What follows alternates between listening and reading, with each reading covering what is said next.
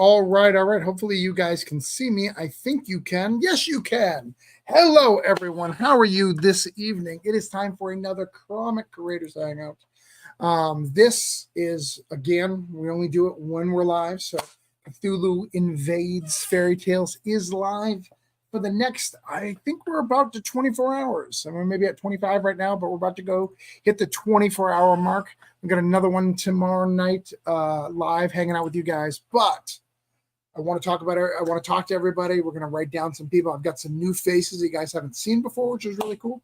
But here's what I need from you guys. I need you guys to do me a favor and make a comment. If you're on Facebook or YouTube and you're watching us from your channel, make a comment. I want to make sure we see them. I want to make sure we're good.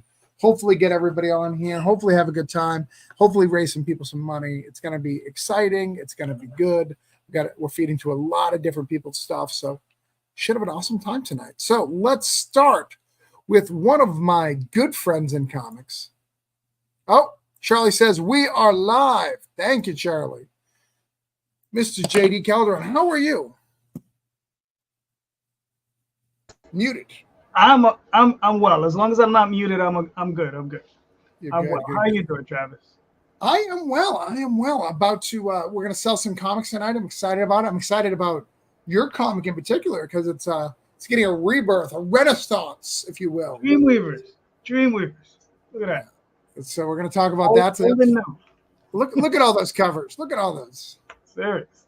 You want covers? We got James saying hi. We've got lettering practice and comics hangout today. Nice. I should give you some of my pages, Chris, to letter and see how you're doing. Chris makes the greatest YouTube videos, by the way. The greatest. Cool. All right. Next up, a returning guest, Sean. What's up? If you're here, that means you haven't funded yet. How close are you? Actually, pretty close. So it's only been 7 or maybe 8 days. Okay. And I only have 500 left. So a lot faster than it's been. We are so close to getting that done. So we're going to talk about that, get that book going. I love your book. I'm excited about it. We're actually going to open some books tonight too, because I want to show people that we actually buy books and don't just fuck around. We've got Ara saying hi. Got John saying hi. All right, let's see who else. We have my good friend, fellow rock comic writer, John, in the house. How are you, John? I'm doing good, sir. Thanks for having me back. I got a short campaign to talk about, so thanks for squeezing me in, and thanks for having this early tonight for us old people who need to be in bed by 9:30 Central Time. Nice. Charlie's saying that his stream isn't working. He said feed just ended. Weird. I'm still seeing it on YouTube. I see it on Facebook. Let's see what happens. All right. If you're on Facebook, leave me a comment because I want to see if it's still on. You're good. Yes, sorry. Oh, it ended and started again? I guess. Internet's a crazy place. All right. But yes, John, we'll talk about your book. By the way, I just got a message for someone who's like, I desperately need you got your the pick. Do you have any picks? And I was like, no, I don't have any picks. You're gonna have to go to John. And then my wife walked in. We have some. I was like, oh, good. I think I have 2 left. So we gotta if you really want one, hit me up. All right. We have people who'd want to pick a big Granite State punk fan. Danny right here. How are you, Danny? Good, man. How about yourself? Now, can I call you Danny because we're public, or is that a private thing between us? Do I have to call you Daniel? Commissioner, Danny, Daniel, whatever you want to call me. Oh, you want to go commish? You want to go commish? No. Danny is totally fine. All right. Because you're going to confuse the comic audience. So this guy goes by Commissioner, and I walked into the comic store one time to give him a book because the local guys, if they back the Kickstarter, I give it to them in their folder. And everyone was like, who? Who are you talking about? And I was like, of course, what are you talking about? Oh, the Commissioner. I was like, Right. what the fuck are you talking about? Yeah. And, apparently, there's another Daniel Torres that shops at Famous Faces now. So, you know. Maybe it's just your dad. Just somebody you just It's possible. Yeah, trying to it's get you to possible, buy his man. comics. Right. Yeah, exactly. All right. Danny, you're the one with the echo is what we figured out, by the way. Oh, really? Is my volume too loud? Don't worry about it. Just do us a favor when you're not talking mute. You're good.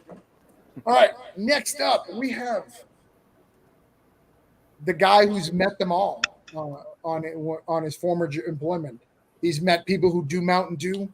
He's met more comic celebrities than anybody I know. As a child, apparently celebrating it, has pictures on the back. How are you, Adam Burnham? I would have been a lot better if you introduced me as a good friend like everyone else, or like best friend. But I'm just Adam, not a good friend. That's fine. Thanks for having me, Travis. Our intimacy, I just don't want people to know. You know, That's fine. That's fine. Good. My wife's All right. another. You want to go there, Adam? That's fine. We'll go there. All right. So Adam's comic shop is called Meltdown Comics. The reason of that is Adam and I were in a steady relationship for 5 years. All right. And then I decided when he decided to have a baby with his wife that we need to do that. He then responded, creating Meltdown Comics, showing that, oh, you're having a meltdown, your little comic store. All right, you wanted to bring it up, Adam. That's fine. Let's go. Yeah, you summed it up. The truth is out there. Yes.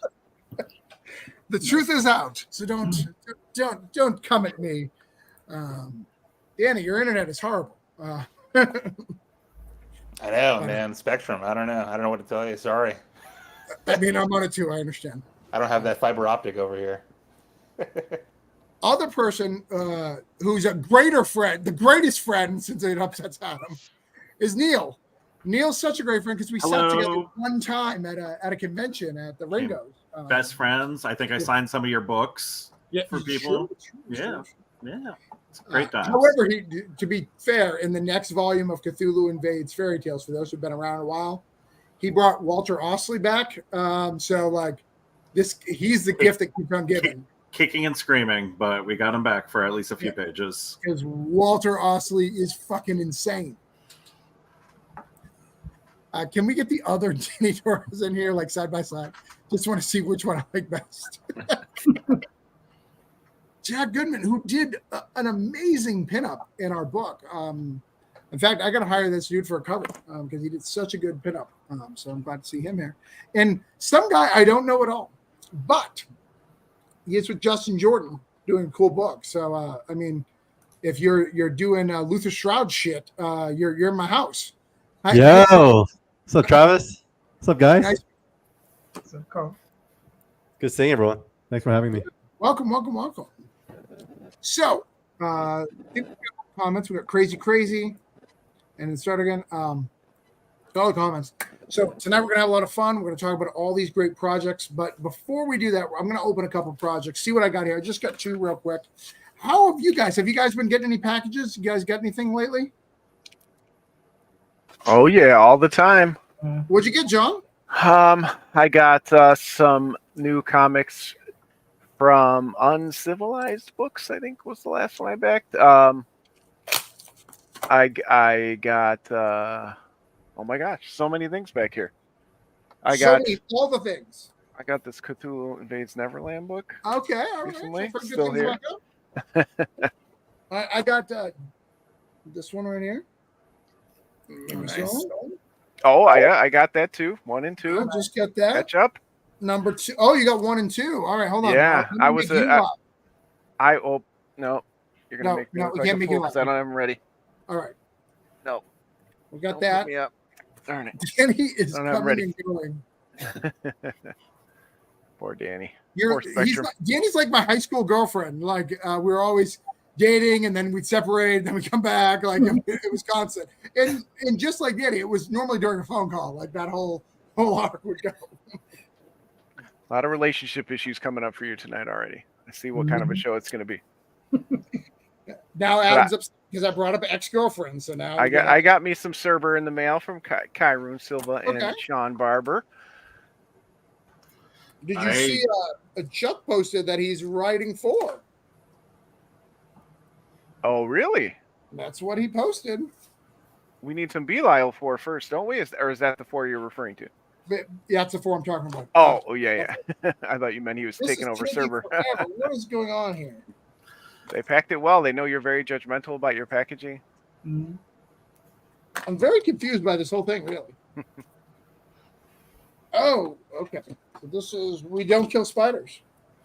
Nice. Ooh, I missed that one. That's cool. Which I thought I backed the trade, but maybe that's coming. This is a great book. If you guys don't read it, so good. So good. All right. That's all my stuff that I unpacked to show that I actually spend money on this shit. So you can get free Gemini mailers. Yeah. That's what it's all about. Let's see. This one's usable because I just got the stamp. All right, let me see that. I always reuse, You man. too, you're right. These are both usable Gemini mailers. You are correct, sir. I can't You got say it. that. You got it. Say, you're helping the earth. You're helping yourself. It's all good. Dude, and I've got because we've got Danny here who does comics. We've got my friend David who does the poems. He does Kickstarters for his stuff. We had Daniel till recently. He passed away. We had Jonathan Hendrick. We have a few comic creators. So it's often that they're like, hey man, got like 20 Geminis I can borrow, so I don't have to order in the back. I was like, yeah, come on over. We'll get you 20 Gemini. Figure it out. I'm going to try that though next time. Just give me used ones. Beggars can't be choosers. Stephen Strange. I haven't seen Stephen Strange in a long time. Howdy. Good to see you. All right. So everybody's here. Here's what we do. If you've never been on the show, I know we're broadcasting stuff. What we're going to do is we're going to talk about everybody's campaign. I'm going to show it off. We're going to talk about it for a minute. I'm going to write down how much they've made right now. And then we're going to try to get them some fucking money. I don't mess around. I'm going to tell you the purpose of this is to try to raise them money. So if you see a book you like, back it. And that helps me get friends. See, Carl, I'll use Carl's example. He knows the guy who wrote Luther's Tribe, which is one of my favorite books. I can then possibly meet him by showing Carl that I can get him money. And this benefits me. And that's really what's important here, guys. So we need to make sure whatever we do make me look good. So if you don't back these guys' books, they're not going to like me. Sean, I basically have Sean as an indentured servant because I've had him on the show so much. That's true. There are other shows, Sean. Yeah, I know. There isn't, Sean. They just come here. It's the only way to get. This is my Thursday night. Every single dollar was raised on the show. If it wasn't, it's a lot. Those are the failed pledges at the end, Sean. Those are drop pledges. Makes sense. So, JD, you ready to talk about your book? Yes.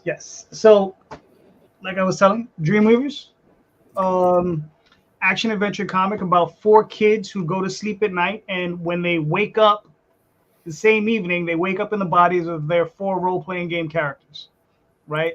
And what they're doing is they're just 4 kids. They're just goofing around, just having a good time, not realizing there are a bunch of demons in the area.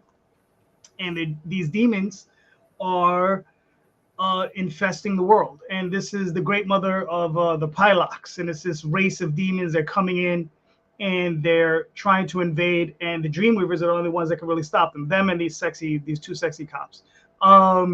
So that's that. And the other component of this is that this comic is something I did a long time ago. This was a reprint. This is a remastering of this book. This book originally came out in 1992, and it was originally in black and white, and I did it when I was, 19 years old. So I re-lettered the whole book. I had the whole thing recolored. It's illustrated by my good friend Matt Lunsford, and we did this. We were kids, and like now we're able to come back and actually finish it because we got up to issue 3.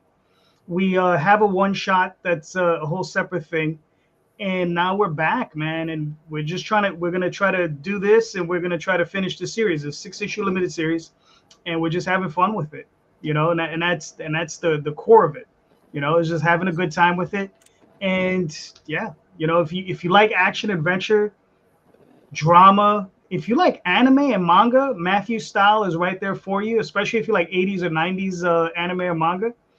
This might be something you might want to take a look at. You know, because this is this was a lot of fun. You know, I can't even begin to tell you. And here's the thing, though, is like when you get deeper into the story, you have these four kids, they have these four characters. It is these characters here. This is actually, if you scroll in the other direction. This one down. There you go, right there. So right there. So these are their four role-playing game characters, and this is Mouse, and he's the leader of the group, and he's actually the dungeon master. And he's this 12-year-old kid, you know, smart aleck little punk kid who you know thinks he's all cool or whatever, but he's just a kid. And he has his character who's a sorcerer, adventurer, and he's also a thief. Then you have the other guy next to him that's acrobat, and he's a fighter type character. You have the werewolf looking type character, but she's not really a werewolf. She's just a wolf person, lupine thing.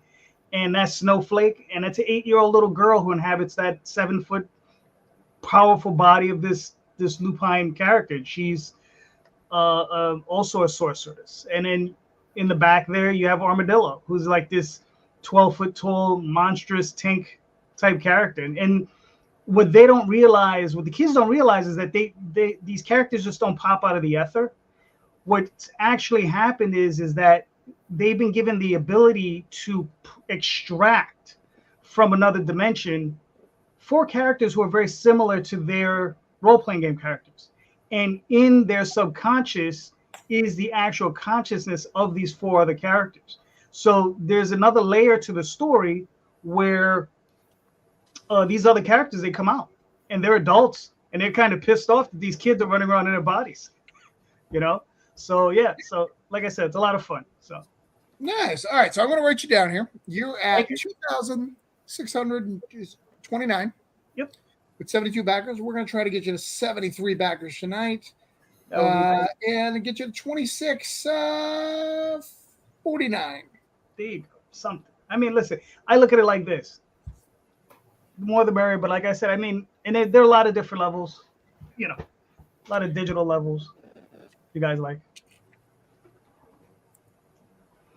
Oh, and all of the pricing. Oh, and the book is 48 pages, of full color, and it's cover to cover. 48. It's all story, and it's a one shot. So you can read it, and it wraps up right in the end. So. All right, so we've sent the link out. So we're going to come back to it, see if we've raised you any money. If not, I'm going to have to yell at people, which we don't want to do. Right? No one likes the yelling part. No. Right, John? No yelling. Yeah, no yelling. So we don't want to do that. So we're going to try to get you some money. We're going to do it. It's really cool. So I assume, just before I kick you off here to go to the next person, the ones in the beginning are all the new covers, right? Yeah, those are all new. Okay. You know, we went into the bad girl, good girl, naughty thing. You know, it's one of those things. It's just like, okay, let's see what happens. And believe it or not, they are selling. So it's like, what am I gonna say? I mean, it works. What are you gonna do? Right. It works. It works. All right. Get you out of here.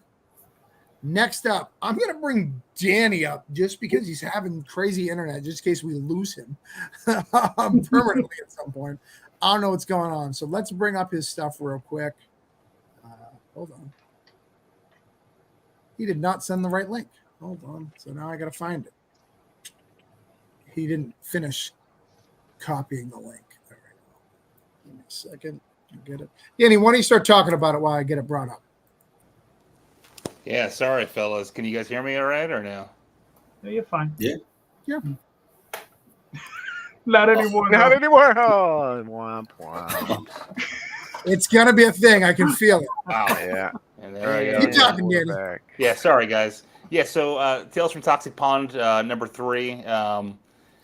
Basically it's my version of the Robert Johnson Crossroads story. It's kind of a love letter to old country western music. Basically, it follows a failing folk duo, husband and wife folk duo, that are down on their luck.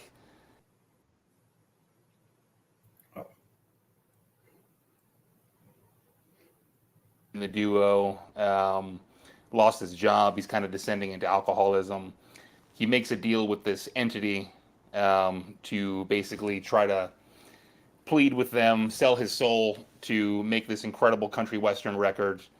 Everything starts working out really well. They get this, #1 record. They're on a world tour. All this stuff is awesome for them until the cosmic entity comes to collect, basically, on the deal. Been working on it since about November or so. Rama Ram, incredible Indonesian penciler, did the pencils and inks. Michael Okoroaga did the colors. We wanted to try to do a color splash in the comic, so black and white with a little bit of green, which is kind of the personification of this cosmic entity. We got a couple different cover options there. We have a vinyl record jacket. We're trying to do a 45.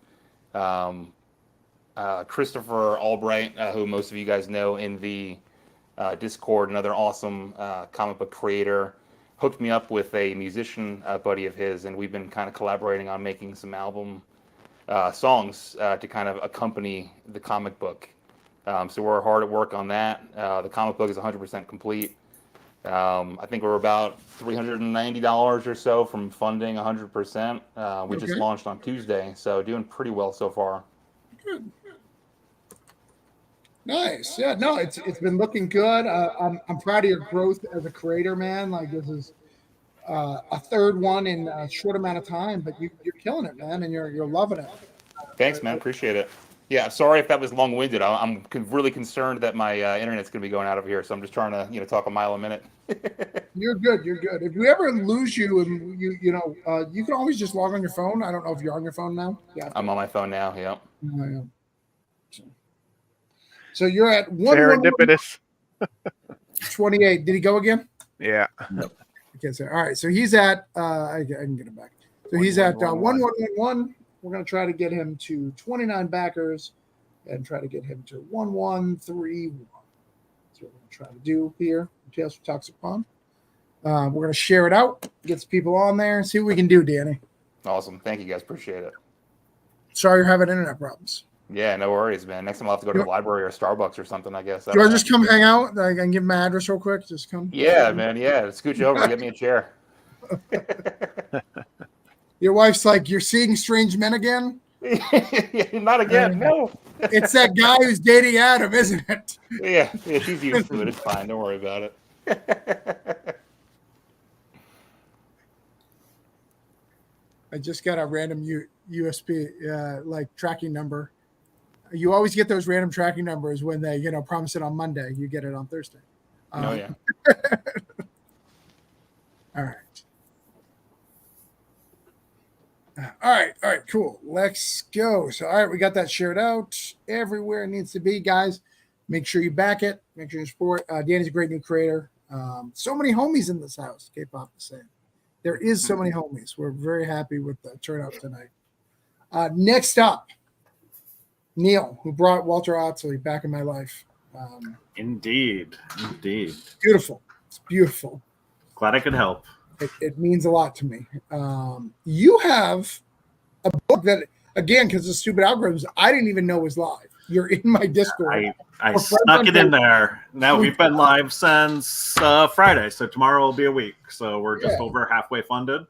Book's called Fort. It's the first issue of it. It's my first foray into doing kids comics or middle grade comics. So it's about a group of kids. They live on a research base that their parents work at, and they're capturing monsters that are escaping through rifts, and they're shrinking them down and turning them to stuffed animals to hide them from their parents and the government.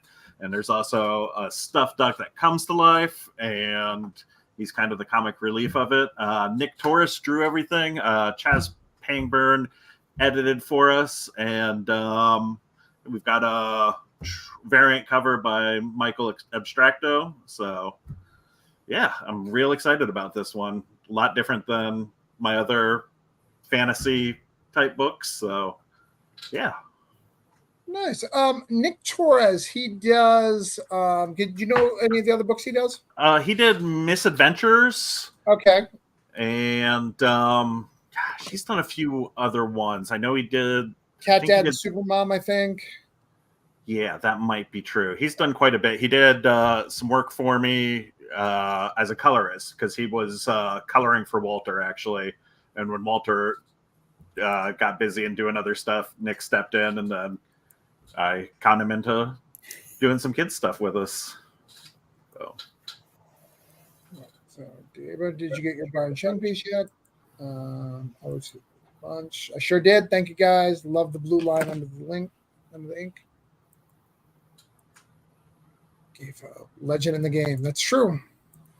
All right. Well, it's really cool. I'm excited. Kids books are really tough, my brother, and you're at halfway already though, which is really good. And you stepped away, right? You were, I think we met at Baltimore last year. You had said you've been kind of away for like a year, right? Just various things. Yeah, I hadn't been doing too much. Everything was just kind of out there working. Got a couple other books in the works, but yeah, hadn't released anything for about a year. So it's good to have something new out. Nice. All right. Well, I'm definitely going to get this. And I will even, I don't know if you know this, but my wife that you sat next to did a cottage cheese book. Nice. Which has a song about it. And I can do an update for that campaign for you. Wonderful. So, all right, let's try to get you at least $10 here. Get you to 25 backers. See what we can do. I think that's easy. Let's share this out. Get everybody excited. I think this book looks good. Thank you. Danny, you could just watch if you want for a little bit so you don't get stressed out, because I know how it feels to have to turn it on and turn it off. I've had these problems with the Spectrum before. So it's no big deal. We got you, brother. But yeah, Neil, and can you talk a little bit?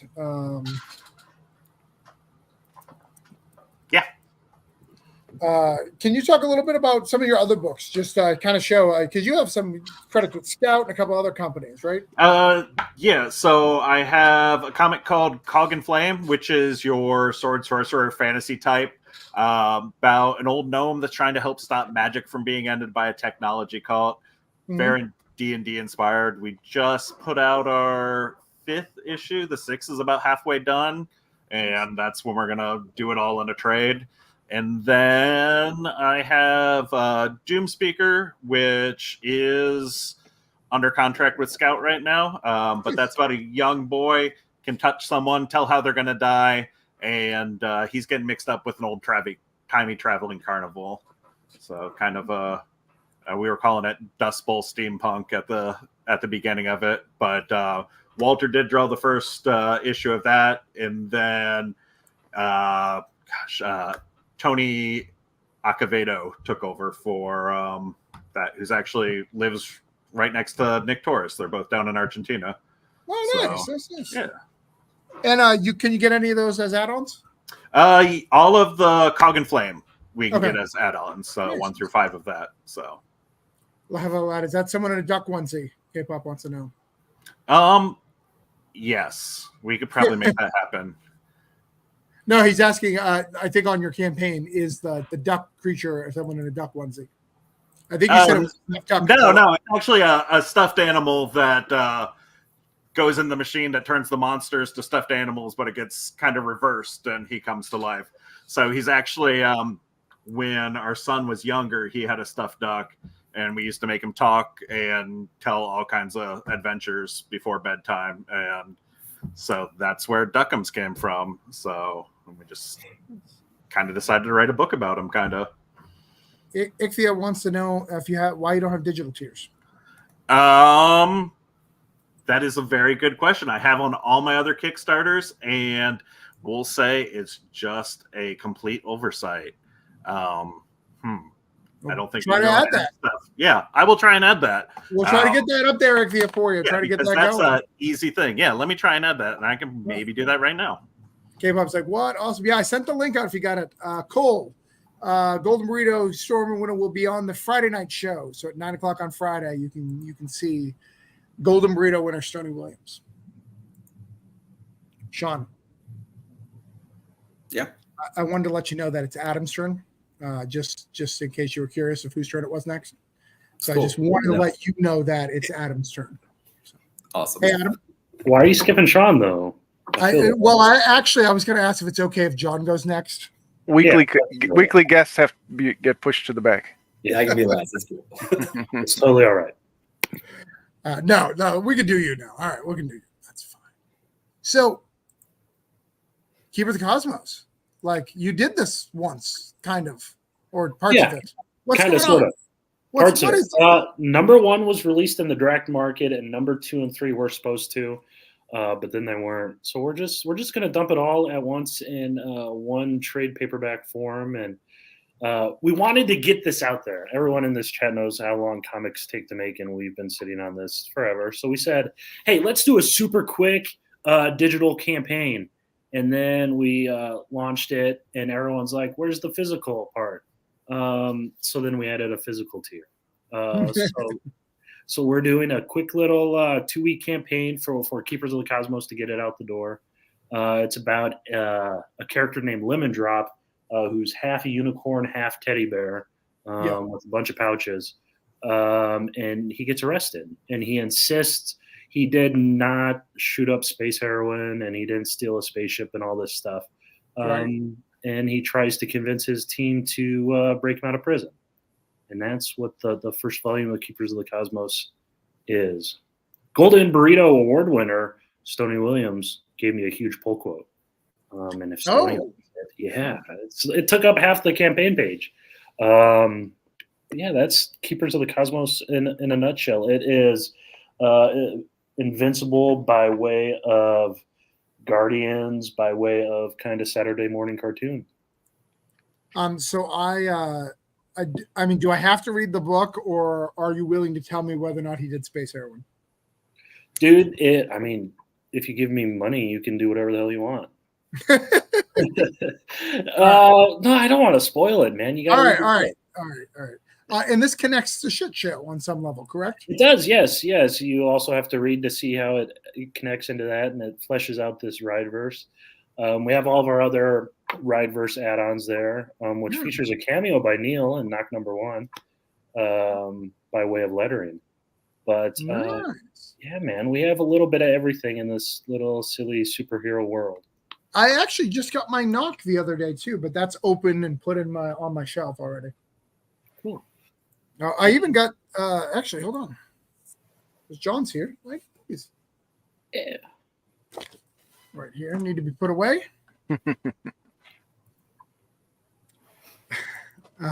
I did not shoot space hair and made me laugh out loud.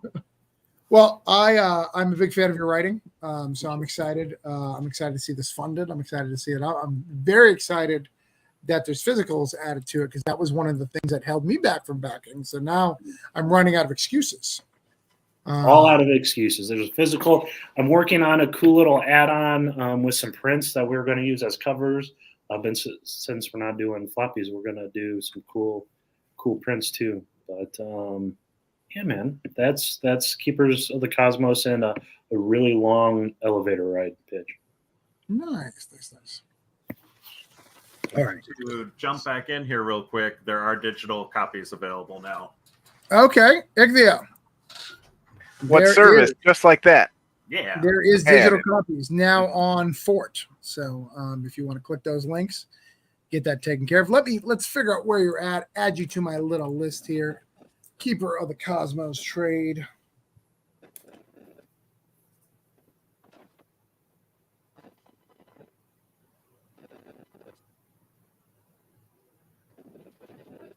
Volume 1, you're at 416, 19 backers. We're going to try to get you 20 backers and get you to 450.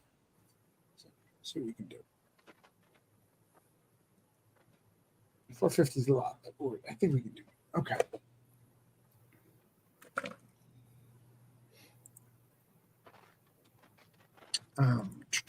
Next up, Danny, you know what I would do? I would shut off the video, and I bet you'll stop disappearing. If you shut off your video, you may stop disappearing, and then you can still talk. All right. Next up, Sean, I'm going to go with Carl. Just so you know, just in case you're wondering where you are in line.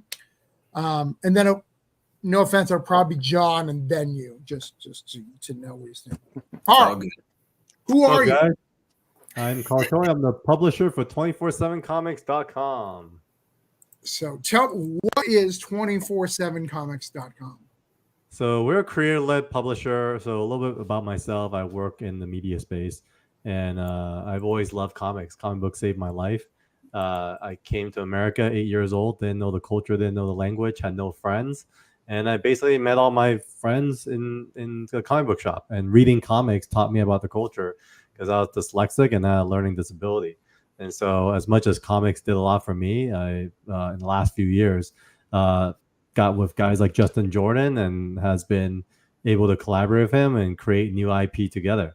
So, it's been great because this is actually the first book we started working on back in 2020. And it's been lots of lessons learned.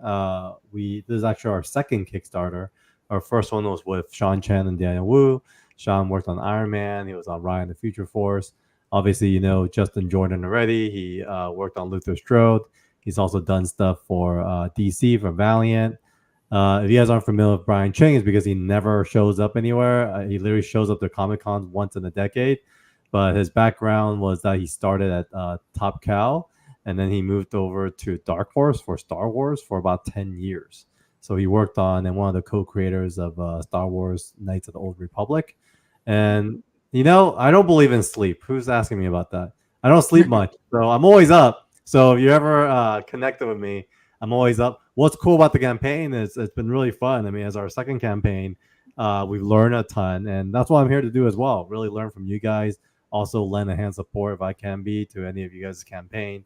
But I came from a talent manager background. I managed talent for about 15 years, both in music, film, and TV. And then I go to bat for creators. So one of the things I do a lot for 24/7 Comics and why we're different is we did a deep dive into all the different publishing models out there. And I'm not surprised where there is such a huge contingency of people that don't want to work with publishers is because there's no upside for everyone, right? But I do feel like there is upside when a publisher structures a fair deal for creators. So we established this thing actually with Justin called partnership publishing. So we pay in advance rates that I think competitive to the industry. And then on top of that, we handle all the marketing, we take all the risk. And that way we always sign an artist for, 3 to 6 issues at a time. And then for the life of the IP, no matter if we're making comic books or making movies or making T-shirts and toys, the creator team will always get 33% of the income. And so that's kind of the way we structure our deals. And so far, so good. We have about 15 creators partnering with us. We have 10 original titles signed, about 37 books finished already. And so this is our second book. So yeah, that's kind of where we're at. But I'm here to just hang out, get to know you guys as well, learn about your books and the stories you guys try to tell, and also offer myself as a resource for everyone here in the community. I've been loving it so far. Nice. All right, so Carl, I do things a little weird, so I apologize. As you've seen, I get a little. So I'm going to go big for a minute because I've got something to say because a lot of these are my fans, so I want to make sure they're clear. All right, motherfuckers. A lot of you guys don't read comics. All right, I know because you back my stuff, you buy a lot of indie stuff, you hate mainstream, blah blah blah. Luther Strode came at a time where a lot of people weren't buying indie, and it is a fucking amazing book. It is the wildest shit with Treadmore art. It is wild, and if you've never read it, you are wasting your time. So I come with the highest recommendation for this book because of that dude. He writes amazing shit.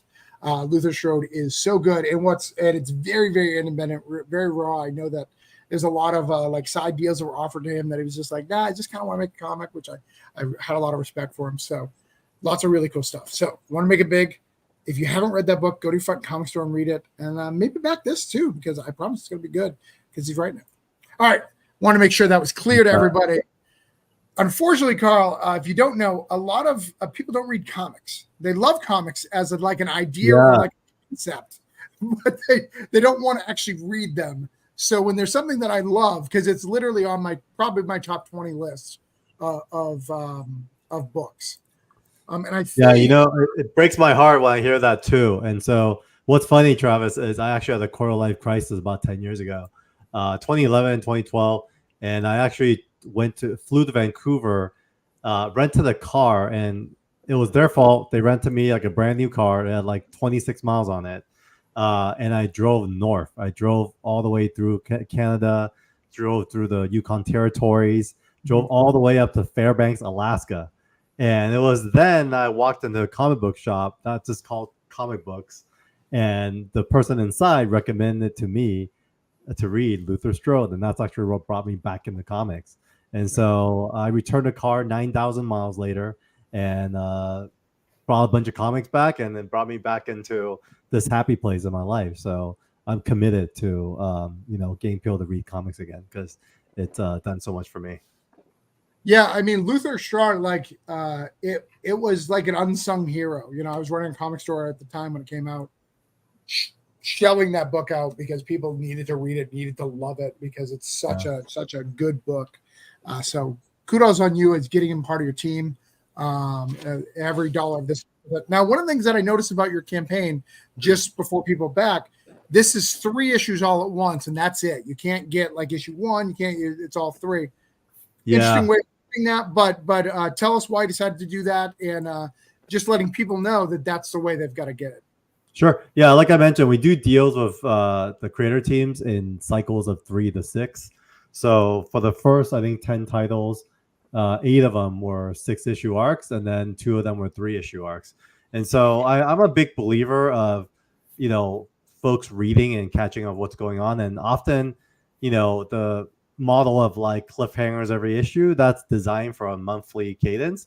So my goal is to get folks to be able to read issues 1 through 3 and feel satisfied enough to look forward to the next one. So if you guys want to go to 247comics.com, we have a reader on there as well. Our number 1 issue is actually free. What's super fun about our company is our team is really lean and mean. And so we like to get feedback from the community. So if you guys read something, like for example, the issue you see on our website, it's not edited. So there's like stuff that needs work. So if we get cool ideas from our community, we literally ask the creator team to go back and consider adding pages, adding new word bubbles or whatever. And so on our first Kickstarter campaign, the version that people got to read in the trash can has 3 less pages than the version people got in their mailboxes after we fulfilled the Kickstarter campaigns because of that very reason. Sean actually went back and drew new pages. So I don't know if that's going to happen for this one, but Zero issues 1 through 6 is already done. And so we're going to wait a beat before we introduce 4 through 6. But yeah, we're going to structure our Kickstarter campaigns with 3 issues at a time with the purpose that people will get to see a full arc. Nice. And like you said, you can get issue 1 right now, so you can get that. So yeah, let's free. So, yeah, we have a lot of faith in our writing. I think for us is let the product speak for itself. So, if you read issue number 1 and you don't like it, turn it off and don't visit us anymore. But if you do, then please take a step forward and get issues 1 through 3 for yourself. Yeah, no, he's a really good writer. His indie stuff is the best. Reaver was really good as well. Yeah. I prefer Luther Strode, but Reaver is a great book. So absolutely. And all right, Travis, if you don't mind, I want to highlight 2 things. One is we're about 1,550 from our second stretch goal, which is going to be a live broadcast exclusive invite to our creator team, so people can actually meet everybody, which is going to be super cool because we have 275 backers. Basically, the 300 backers will have a chance to meet Justin, Brian, Will Quintana. The colors to this is beautiful. And so, you'll see it pop from our website. And the second thing is if you scroll back right under the video, there's a partnership with a company called Vivi. They are a digital collectibles company. And they are actually the exclusive now for Marvel day in, day out. And so they're releasing Marvel, DC Comics. What's fun about it is there's a limited edition and numbers to their digital collectibles. So for the first 300 backers, you actually get 1 of those for free. And it's really fun because they have a closed wall secondary market, kind of like Distillery, where you could buy and sell your digital collectibles. So this will be a way to like reward our backers that they get to get one of these for free. And if you want to sell on secondary market, it's up to you, or you want to keep it, it's totally cool. But then you could read it on the VV app as well. No, that's awesome. That's awesome. All right. Yeah, let's try to get that going. Let's try to get this going. So that's where we're at right now. Gonna get you some backers. Let's get some other people up here, and we'll go over it again and see if I can mark any people up on that show. All right. Preview of the book. Preview of the book. Well, Thanks, Travis. I'll make it big for a second so you can show a couple pages. Oh, he muted himself. Nice. Okay. Looks good. This was an ash can. I assume this was probably San Diego Comic-Con. You're muted, so you can't reply. Oh, look at that. Dang. Yeah, so the ash can for San Diego Comic-Con, and then we're really also stringent on our print run because I'm a collector myself. And if you see these colors, we actually went to a non-traditional comic book printer. So if you look at the colors, there's actually more colors variables to these pages than the usual comic printer. Our weight is also much heavier. I don't know if you can hear it, but we're also limiting this ash can to 1,000 editions. And then we'll be publishing our print runs as well for each of the editions, where our Kickstarter campaign will be limited as well as whatever goes to the stores in the future. So there it is.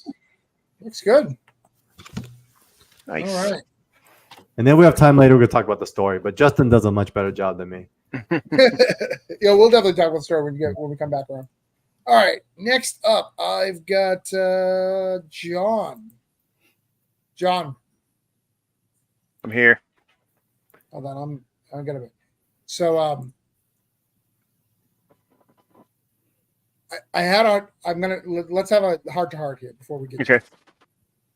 I had a hard time bringing you on this. You know, Drumstick of Doom is my favorite book. It's not my wife's favorite book. You know, she's a CPS girl.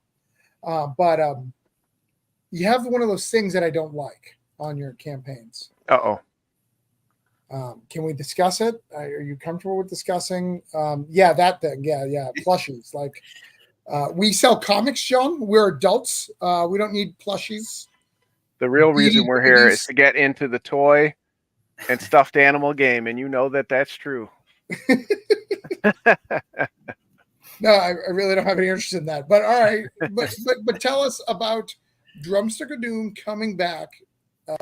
This is second arc, like season 2. Season 2 is here, and you may have deja vu. We did launch on another crowdfunder earlier this year, but we didn't quite meet our goals. We had some canceled pledges and other things, so we're back to our home on Kickstarter for now, I believe, my 19th campaign on Kickstarter. But what is Drumsticks of Doom? What if Black Sabbath, not the Beatles, became the most popular band in the world, and thus the universe was changed forever, musically and otherwise? But our main character, Lana, just wants to make her independent music in a heavy metal world when she finds a magic pair of drumsticks and is thrust into a war to keep heavy metal on the top of the charts. So the first arc was getting the band together, playing a live show.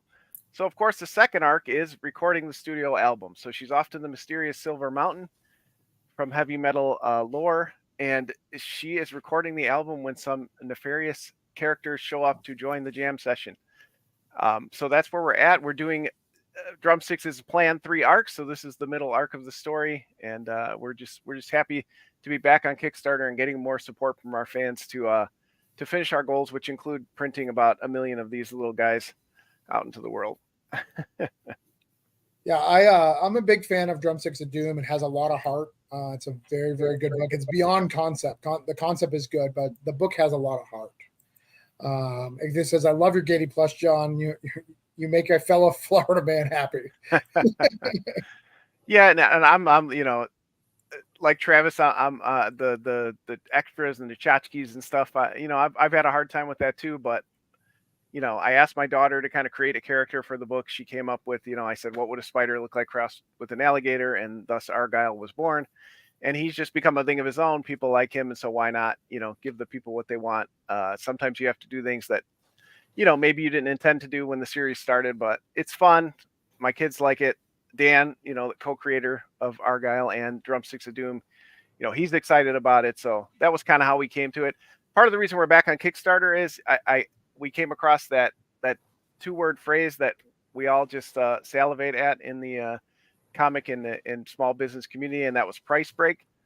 So, basically the price I ordered 500 for, was about the same as 100 or 200. So once they told me there was a huge price break, I went a little bit overboard. So now I got to come begging back to Kickstarter so that I can pay my debt down and sell some of these plushies. So is the main theme of the song "The Metal" by Tenacious D, John? Yeah, I mean, Tenacious D and The Pick of Destiny, those kind of movies, it's definitely it more in that vein. I get comparisons to like Metalocalypse. It's not quite as over the top as that. It's a little bit more real world, but we're having fun. It's more action adventure. There's a little bit of horror. There's a little bit of humor, but we're having fun with like I said, the lore of heavy metal lyrics and kind of coming to life in the story of Drumsticks of Doom. Well, I will say that this is the second best rock related comic. Granted, say punk being first, but it is a close second, John. We're glad to be in the top 5, as long as we're in the conversation. I mean, there's some good ones. Vinyl's good. Punk's Not Dead is good. There's some good rock comics. So, Yeah, but, and that's part of how Drumsticks came to be. I love music themed comics, and anybody who can kind of bring the feeling of music to a soundless page is just the coolest thing to me. So that's what Dan and I are trying to do. He and I are lifelong musicians, and that was part of wanting to work with him on this book, as you know. Well, one of the things that I love about Dan, I'm gonna John, not Dan, John, and I'm gonna get nice for a minute. Every one of his comics has his heart from it. It puts his heart on the page, and not all comics I read have that, but John is one of those writers. So, and I don't care if you're reading his Simpsons book, his Simpsons thing, or his Magic. Like, it's a love of trying to share with people, like trying to explain, I love these things and I want you to love them too. And I think he does a really good job on that in all his books. And John, I think you're a really good writer. I really appreciate that. And that's definitely, I sit on ideas for a long time until I really have that kind of in. I want it, characters don't have to be you, but you want to put a bit of you into the book or what you want to see in the world. That's part of why we're doing also a small convention this year, because I didn't have enough going on. But you see back here, we're actually fulfilling 3 Kickstarters at the same time, and we've got a small independent comic show we're putting together. So you got to put out into the world what you want to see. So that's what I really try to do. Yeah, no, I appreciate you, good sir. And this doesn't always happen, but the books are completely done. They're ready to ship, because this is kind of a secondary campaign to kind of clean up some expenses. You'll get the book right away. As soon as we get those surveys out, some have even gotten them in the mail. Someone on this very show may have one in the mail right now. Adam, let me know when you get it. I really want to see what it looks like. So Sean, Yep. It's your time. We're gonna get this bitch funded tonight. Is that what we're gonna do, Sean? Sounds awesome to me. It's like $500, but that sounds good to me though. Just work harder. Work harder. Stay up Yeah, all night. Say I am on a hunger strike until I fund this book. I'm gonna stay alive until it funds. Till it funds. Stay alive. That's right. That is a man who is willing to commit to this thing. I will gladly jump off, and you can have the StreamYard. You can have fun. Sounds good. But Sean, tell us about The Fog Within. Hold on. Yep. I know I've been giving Sean a lot of crap here, but what I do love about Sean, for those who don't, most people know me, but if you don't know me, I love comic creators, and I love comic creators with passion. And Sean is one of those guys. He's very new to this whole thing. Basically, these 3 issues were about a year and a half, if I'm not mistaken, a year and a half to put together. And he's taken all the advice, even if it's been bad, like thrown it up there and just tried everything and listened, and actually wants to listen and be part and grow and do stuff. And I got to tell you, man, I think it's paying off. You're so close to funding so early. It's normally like the last week or at week 2. So dude, you're killing it. You're killing it. I'm excited. So Appreciate it. All right, let's talk about it. Yep. So been a year and a half, 3rd issue ever of writing in general. It's been great. But the story of The Fog Within, there is a catastrophic event in the present. 3 days later, Hunter is running into some fog, and all of a sudden on the other side of the fog ends up in the future, 26 years. No idea how he got there. And you as the reader learns with him about this new world. It's dystopian, sci-fi. There's rebels. There's ruling regimes. There's fun troopers, all kinds of crazy stuff. And for K-pop, it is Gary. There's Gary in it. So K-pop, big Gary fan. yeah, I was on Sunday's show, and about 45 minutes over in the show was just about this random character named Gary that my son created. Just a screaming character in the first issue, and he's been obsessed. He's made T-shirts. That's actually Gary right there on the stickers on the add-ons. Right here? The first, the screaming guy. So yeah, my son became obsessed, and now Gary has a little mini arc in each issue. So for issue 2 and on, I'm gonna have the draw-in tier, and on that draw-in page, Gary has something that changes, his life a little bit more for the better. Starts with a burlap sack, and now he's a rebel in issue 3. So yeah. And what I love about Sean will do anything. He will make Legos. He'll do stickers. He'll do bookmark. What do you want? He will make it. You want a plushie? He'll make you a plushie tomorrow. I haven't done a plushie. I can't afford a plushie, I think. Lego is probably as far as I go, but I got the idea from Zion Studios. Charlie, he gave me his guy, and it's really cool. It's my soldier character, the Swarm. And I appreciate that because, a lot of us old farts, it takes us a long time to sell out. I say sell out early, cash in. Don't sit around for 15 years saying, I've got all this integrity and all that. Just sell out. Do what you need to do to get your book out there. Yep. Go Gary. Make Gary do more. Yep. Yeah, there's a lot of Gary fans. I'm really happy to see that Gary has such a pull.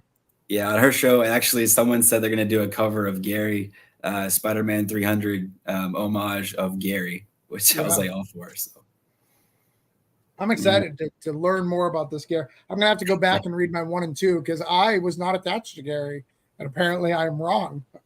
Yep, that's all good. Yeah, actually, I don't know if you remember, but I sent a sticker, the Gary sticker, to only a few people in the first issue, people that helped me out, just starting out, and of course you were one of them. And I just put like a little note on the back of the Gary sticker. I think I remember that. Maybe I could find it, K-pop. Maybe you can have my Gary sticker. Or did she get one? She doesn't have one yet. All right, I'll see what I can do, K-pop. Maybe I'll get it. I'll get it for you. I know your address. If I can find it. So the stickers in my house, they go through a system. All right, here's how they go. I don't care. So they go from me very fast. So unless it's punk related, I probably don't care because all my stuff is punk. Then it goes to Heather. She has an assortment of stickers. And then Heather decides what goes down to her daughter, Nay. So that's the thing. And then beyond that, it goes to my son, Remy. Normally excluding the bigger titty ones, normally go in the trash because Mark doesn't. I probably got about 10,000 of them on my desk too. Everybody sends them. They just. Oh yeah, I've give them to my kids. And I got metal bookmarks from people. Yeah, we got. Yep. So, but my kids love them. So I don't know where your Gary sticker is, but it's somewhere. Gary, all good. Where are you? Gary, where are you? Says they sure do, Aaron. I can't wait for my Argel plushie. Okay. All right.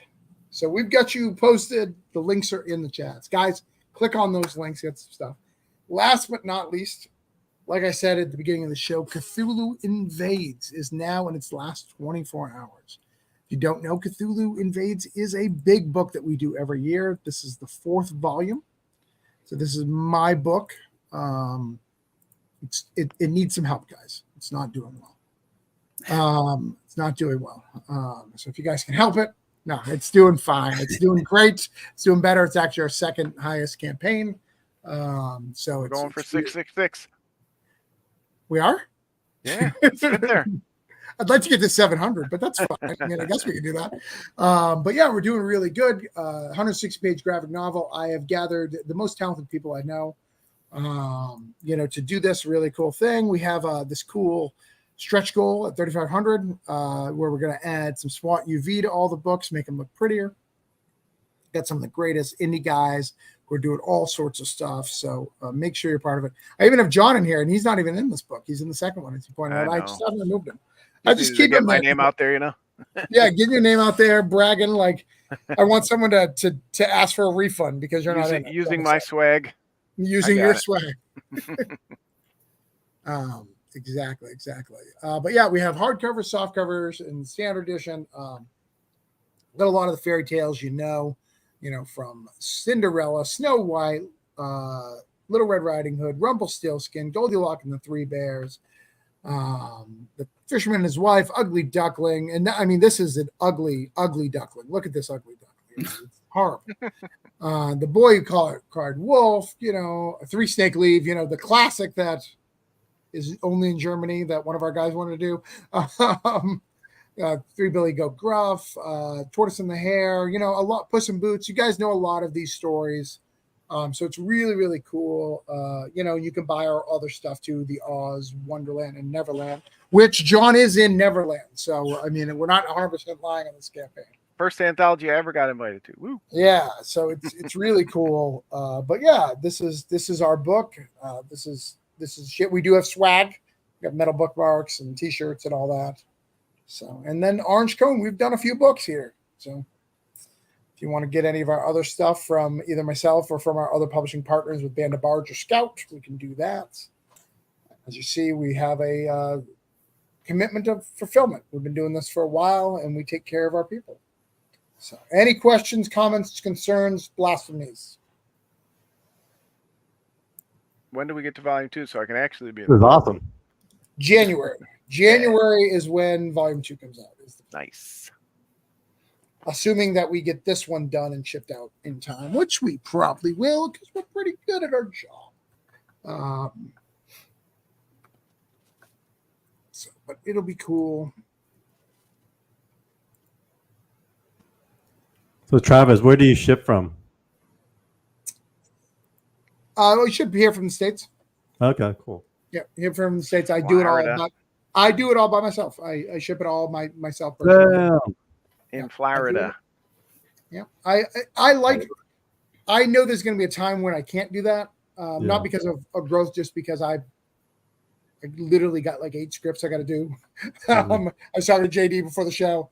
I haven't really been able to write as much as I'd like to. So eventually I'm going to have to stop doing that. But I really want to keep humble, and I think it humbles you. You have to get stabbed in the hand from tape, from trying to figure out.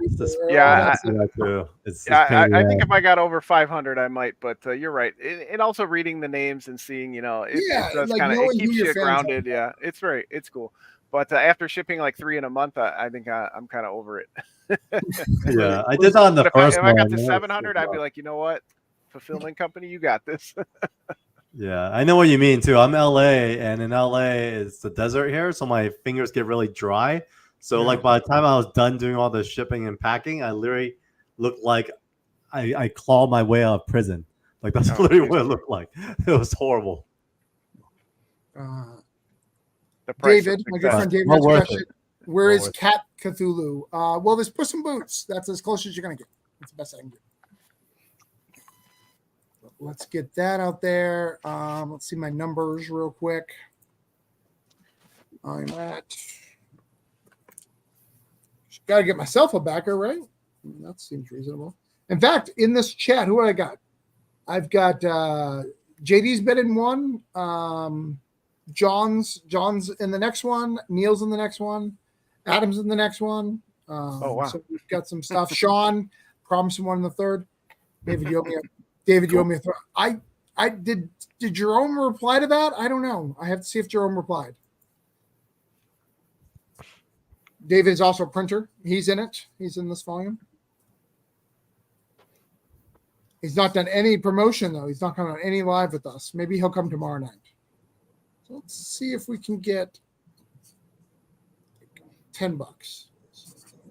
64. So 30,564 get us to 630 backers. John would like us to get the 666 if that's possible. If you're out there and you want to do it. I haven't been invited. Dude, we have a whole, you know how this thing works. Stop, dude. Stop. Just stop. I think our buddy Danny has finally given up. Let me check my private messages. He's not messaged me, but I think he's finally given up the coming on and off. Oh, wait. No. He's back. All right. So now is where the rubber meets the road. Guys, I'm going to yell at people if you haven't backed. Some of these I'm going to have to back. So you don't even have to do a damn thing, but I love it. I need an explicit invitation. Mr. Steak, Mr. Publisher of AMP Comics, is too good for me. But yeah, we're going to go over everyone's campaign, see if we got money. If I didn't get money, I'm going to yell at you.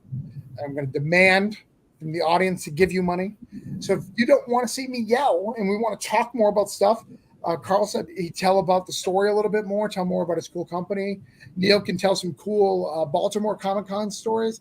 Adam's got some stories about being a new dad. John can go to bed early because it's past his bedtime. And Sean's staying up all night till it's funded. So, I mean, Sean's not going to bed. So Till it's funded. And JD will bring out his birds if we get to enough money. I never hear the bird. Are the birds on another part of the house? Yes. Okay. They're, if you listen to Daphne's show, they're right next to her. Yeah. So they're by her office upstairs. Yeah. I've seen them before on, I think like something was happening where she couldn't be at her desk and she was by them once. Yeah. Einstein will start talking. So, all right. So we're going to go over them, guys. The links are in the comments. We have Dreamweavers. We have Fog Within. We have The Fort. We have The Keepers of the Cosmos. We have Zero Ghost or Zero Hour. Zero Ghost. I got it right the first time. 0 Hour is a DC crossover. That was very good. Just had a book come out this week. And we got Drumsticks of Doom, and we've got Tales from the Toxic Pond. So click some like and Cthulhu Invades, Fairy Tales. So click on those links so I don't have to yell at people. All right. All right. Let's start with Dreamweaver. Promise him only one fucking backer, people. I swear to God, it's not there. All right, let's find it up here. I'm gonna have to yell at people tonight. It's gonna be a long night. I'm getting mad already, Sean. People like me yelling. All right, I'm gonna refresh it to assume that is not accurate. All right, we're still there. We did get one. What? We did get, because I was at 71. This is at 72. Yeah, but when I wrote it down, it was 70. See, what happens is some people pledge the minute they see you, like decent human beings, and then make my work a little harder. But hold on, all right, motherfuckers. I'm going to send this link out one more time. JD was a child when he wrote this, wetting his bed at 18. Yeah. I never found a woman's love. And you need to experience what it feels like. JD has gone deep into his soul, recolored this, and that was hard, before you've ever touched a woman to be able to talk about women. He's given you some of those nice little titty covers that you like. He's given you all the boobies. People love those boobies. So we need to back this. We need to get him marked off my list. You're embarrassing me in front of Carl. And Carl knows Justin Jordan, who is one of my favorites. And I don't want to be embarrassed in front of Carl. He's looking at me. He's like 33,000. Yeah, but he can't even get JD one fucking backer. I mean, that's embarrassing to me. It's embarrassing to me. It's embarrassing to everyone here. I mean, fucking Danny can't even stay on the chat. Like, he's just so frustrated by everything. He keeps coming and going. What we got here? How did JD put it out in 1992 at 90, and we're only 25 now? Those are great questions. Time travel. So I'm going to give you guys a second. I'm going to let JD pitch it again. JD, I'm sorry I had to get mad at people and yell at them for you. That's all right. But go ahead and let's pitch this thing again, because apparently people weren't listening the first time. Okay, so here we go. So Dreamweaver is about a group of 4 role-playing game kids, and when they go to sleep at night, they reappear as these 4 characters. They're 4 role-playing game characters, and these are them. And they go out and they hunt demons, and basically what they really want to do is watch professional wrestling and eat M&Ms, and that's pretty much all they want to do. But they end up in these adventures where they're hunting down demons. Let me I know you're showing off the campaign, but this is the book that was put out in 1992. This is what it looked like. This is how we did comics back in the day. Is like, we did 6,000 of these bad boys, right? And we got that printed, but we were like, it's a little, things have changed, so we moved it up into full color. So like I said, it's a lot of action, it's a lot of adventure. Can you get the other ones on the campaign? Did you get the black and white? It's funny. I haven't put. I might have a few copies left, but I mean, I pretty much sold out of all of them. This is the cover of the second issue, and that was one, appeared a long time ago.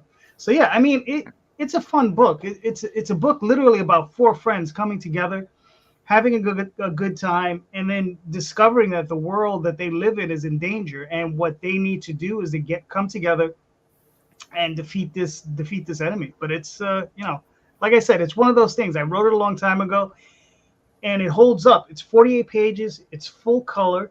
It's from cover to cover, one story, and it's a one shot. Whatever.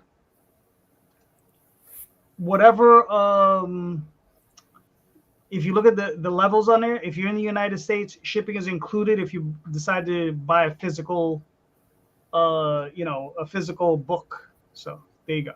We got two backers. Thank you. You guys are awesome. One of them was mine, so I wet the whistle. Oh, whoever was the other one, and we appreciate you. But we got you 74. What that means, good sir, I can mark you off my damn list. Thank you, sir. Appreciate you. Mm-hmm. Can you do me a favor though? Because again, these ungrateful bastards on the internet, JD. Yeah. Ungrateful bastards. And can you tell them what you do on Sunday night to help creators, kind of like what I do? Yes. Almost every Sunday night, I come on. I have a show similar to this, but a little dissimilar. So Sean will be there this weekend. Travis was on there. When was it? Last weekend? I think it was somebody was there representing me, but yeah, there was somebody. Right. I was there the week before. Yeah. So we were, and basically what it is a group like this, except I ask questions, and we try to unpack the business of comics, right? And we go in there and we talk about comics. But that's the first half of the show. The second half of the show, we end up promoting everybody's campaign similar to this, but we only go one turnaround, and I don't guarantee anybody's sales like Travis is. Travis is much better at this than I am, but a lot of people have told me they do get sales from the show, which is actually pretty cool. So and guys, anybody who's on here, if you want to come on, shoot me a DM, and I'm more than happy to bring everybody on. So nice. He's just not willing to yell at people. Yeah, I have a co-host. I yell at him all the time. So yeah, that's what he's there for. His name is JD Rosario. Good guy. But a bit of a chump. You know what I mean? Jeez, sorry. He was already calling in favors earlier this week, like private messaging me, going like, "I heard you got Indie October coming. Like, can I have my characters? You bet on my show." And I told him I was like, "I bet on JD's show. I wouldn't be on your show, good sir." Right, exactly. Your show's on Friday night, and I'm not a loser. Is what I told him. I hope that didn't offend you, JD, but that's what I told him. No. Listen, I it's kind of like I have to do it. It's kind of like, how you have a little brother, right, and you feel bad for them, because they have kind of like, they're not right in the head. So, you got to like go in there and kind of support them every now and again. Wait, I am that little brother. Well, you live in New York as well, so your place doesn't sleep, so you're good. Yeah, you're in the city that doesn't sleep, so you could do a Friday night show and still party all night. Yeah. Is there a cutoff time in New York City? No. Usually 5 a.m. Like that's okay. Yeah, usually 5. I didn't realize about the time people go to work. That's usually the cutoff. I didn't realize that I needed a cutoff time until I went to New Orleans. I didn't realize that was a thing. I didn't know I needed that until it's 3 a.m. and I kept drinking, and I'm yelling at bartender. People were telling me not to stop drinking, like security guards being like, "Hey, you should calm down." And I'm like, "Chug next." Yeah, it's not good. It's not good. So sometimes it's good when they turn on those lights. Yeah, I didn't realize that was something that I needed. I didn't know I needed that safety. It was a learning experience. 2 o'clock is good. You give me a 2 o'clock time, I'm good. Nice. All right. Next up, who did I do next? All right, Tales from Toxic Pond. So He is not here right now. We're going to share out his campaign one more time. He has been struggling with the internet. He reset his router and cannot get back on. I think he is very upset. He is not going to back her either. What is going on, people, tonight? You guys are embarrassing me in front of my new friend. Carl's gonna like think less of me, and Sean's gonna be like, did he really get backers for me in the past? Like Sean is questioning everything I've done for him. What's that? So I'm gonna starve. I'm gonna starve. You're like, there's no way. No. Back him, everyone. All right, so we gotta make this happen. We gotta get some backers here for my buddy Danny. He's so close to funding. He's been doing a great job. Tales Talks on. It's a series of one shots. So there's 3 one shots. You don't need one for the other, so you could just back 3 and not get the other ones if you didn't want to. They do tie together, but kind of in a Twilight Zone kind of way. So this is his. So he switches off with his dad to write this. This has a vinyl record, so it's got a lot of really cool stuff. He's local to me. He does some really cool stuff. So if you haven't backed it, please consider it. He used my Grand State Punk cover artist for issue 1. And his main artist, my Voodoo Nations artist. So he basically stole from me in issue 1. Mm-hmm. Oh, and the colors too. Look at that. Wow. Because you own all those people. We know they're in your basement. Yeah, I own them. They're exclusive to me. I pay them enough to be exclusive to me, John. And they betrayed me. And I won't be working with any of them ever again. So it's fine. It's fine. It's no big deal. They chose where they're at. That's not true. None of that's true. But yeah, he's a great guy. So if you want to throw him a couple bucks, that'd be great. I will go back to him in a little bit. I shared the link. I am going to yell, but since he's not here to hear me yell, we're going to take a pause from him and we'll come back. But I just shared the link out. Don't embarrass me. Let's give him some money. Fort. Neil. That's me. Fort. Now, Fort is a hard one, man. So, because it's a kid's book. Kids' books are notoriously hard to sell. But I promise you one backer to get you 25. You are at 24. I got one backer. Got one backer. Let's see. Let's look at it. Yeah. You gonna tell me I don't have to yell? Okay. No, not for this one. Well, give us a pitch anyways, though. Yeah. So Fort is a middle grade comic about a group of kids that their parents work at a government research base. They live on the research base, and they're catching monsters that are escaping from portals created by the government, and they're shrinking down these monsters into little stuffed animals. And full disclosure, I did make this to sell stuffed animals, and so Finally, we have lots of them. And I did pledge for that little alligator spider thing. So man, we're already, we'll do a swap. Neil, I can get you in a group that I used to love. It used to be my favorite group, and now it's just plushie talk 24/7. So okay. I can get you in. They do talk about comics occasionally, but That's it's all right. mostly about plushies. I'm trying to turn your Discord into bird talk, so it's all good. So, all right. So we can mark you off the list, which is cool. I still have to back it Wonderful. too, so you're going to get more money, even more. Love it, So love it. I'll make sure I back it. I'll probably do it off air though. But yeah. Thank you very much. On our list, I am going to share that out, guys. So make sure you back it, show some support. It's a good book. I'm sure it is. Neil's great. Thank you. And you said Chris has started a plushie empire. She has, and it's out of control. It's out of control, K-pop. It is out of control. I am not happy with it. I'll be 100% honest. I'm not happy with the amount of plushies in people's games. There are no plushies in mine, but I did talk to someone the other day about making plushies, so we're one step closer to that. So it's a duck. He started as a plushie. He needs to return to his original form. So, like, it's a soul of a duck that got put into a plushie to live its life? That sounds good. Okay.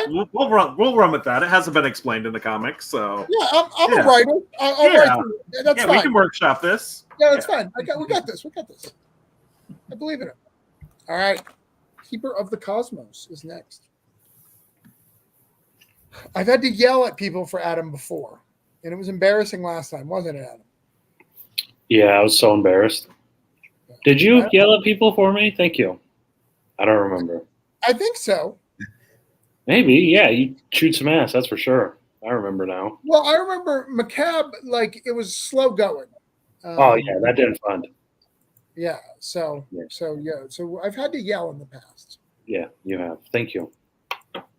Yeah, man. Keepers of the Cosmos. This space teddy bear may or may not have done a lot of bad stuff, and his friends have to decide whether or not to break him out of jail. And you have got a backer, so you are at 419. Got a backer. Okay, so you've got a backer, which is great. Still a little bit away from goals, but you can get physical and digital now. And this space bear may or may not have done cocaine. Lemon drop. Cocaine, heroin, space meth. Who knows? Probably made out with the main character from Shit Show at least once. Twice, I think. But that's in the backing story. Yeah, that's in the shorts. You got to buy that digital short as well. Yeah, you got to buy the digital short, and you'll see. I'll make it out. Shit. Yeah. Tell me about your team here. Yeah, Goon does the interior art, super almost Ryan Otley-esque. I saw that and instantly asked him if he wanted to work on the story that I was mulling over in my head. Viviana's done colors with me on all sorts of other stuff. Knock was one of them she's worked on, and then Letters is by Letter Squids, who does all sorts of stuff everywhere. Pretty much everybody, right? yeah, he's everywhere. So yeah, that's the creative team. So what is the next? I'm glad I got to cut some of the. Hey, Matt. We can get you on, Matt, if you send me a private message if you want to come on. What's next in the Riotverse? What's the next book? Next is shaping up to be House of Haunts, which is like an homage to EC Comics. It's kind of sort of an anthology, not really. It's the first issue. I invited 5 other writers to help concoct short stories, and the X meets Y on that's Universal Monsters meets Mortal Kombat. It's just a bunch of spooky people killing each other in a tournament of sorts to get magic and probably space heroin again. But that's what's coming up next. We'll see if we can get that out this year, but probably first one of 2025. So space heroin is an ongoing problem in the Riotverse.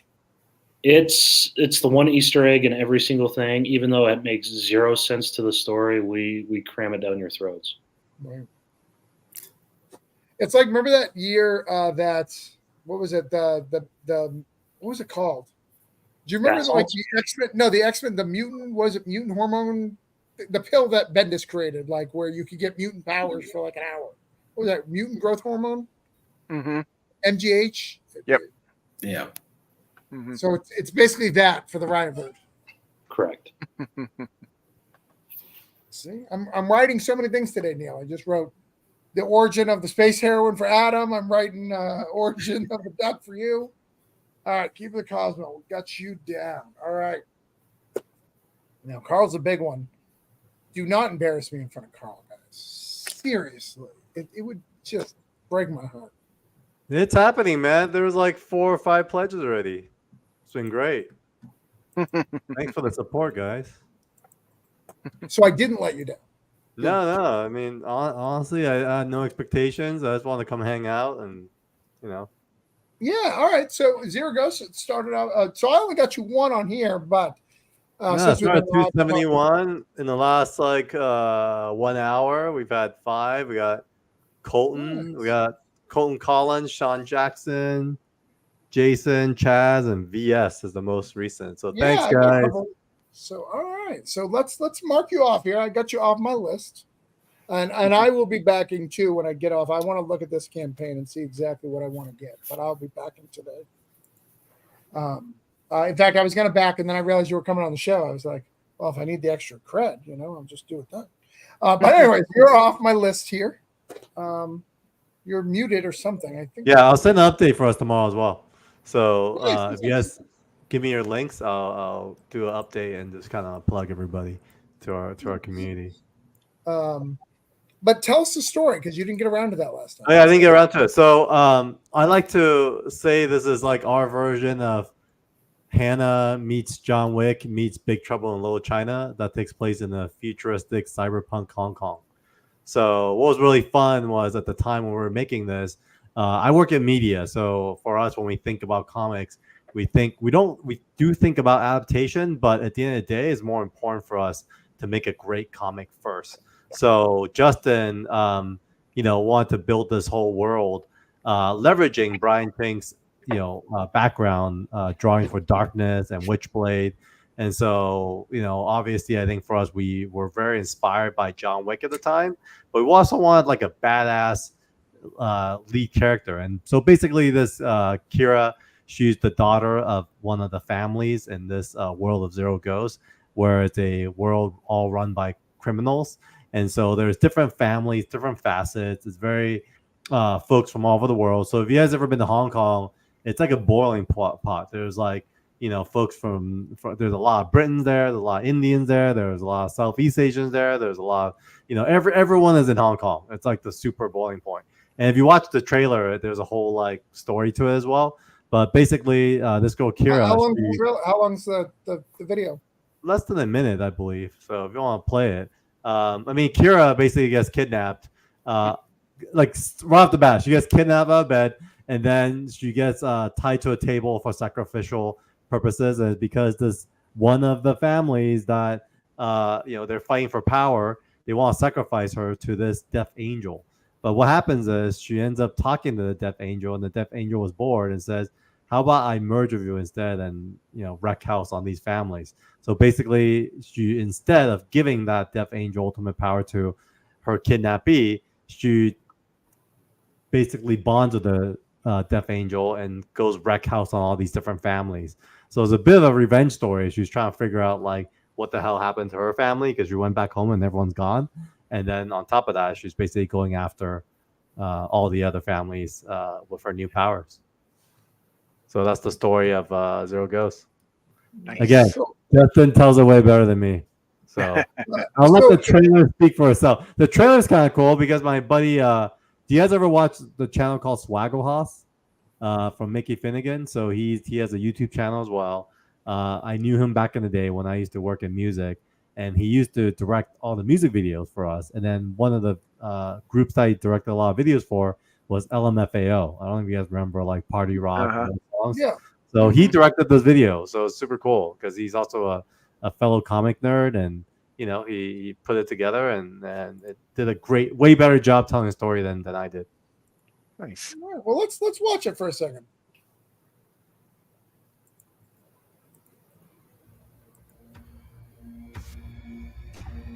Growing up in this city taught me one thing. Everyone makes a deal with the devil.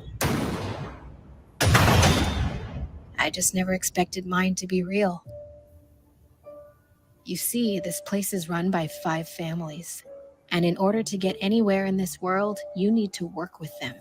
Play by their rules. That's what my father told me before he went missing, before he was taken. Alliances built on a foundation of deceit.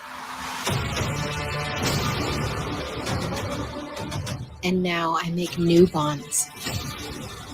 Ones that can never be broken. Power is the only true pact. That's why I've traded everything for it. With it, I'll take my vengeance.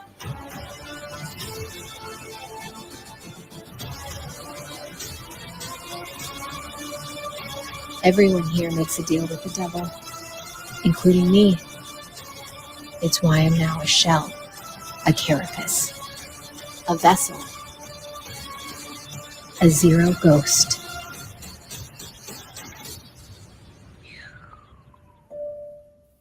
There you go. So one of the concepts of Zero Ghosts is that since she's bonded with the devil, basically the death angel, the way every time she uses power, a piece of her soul gets drained.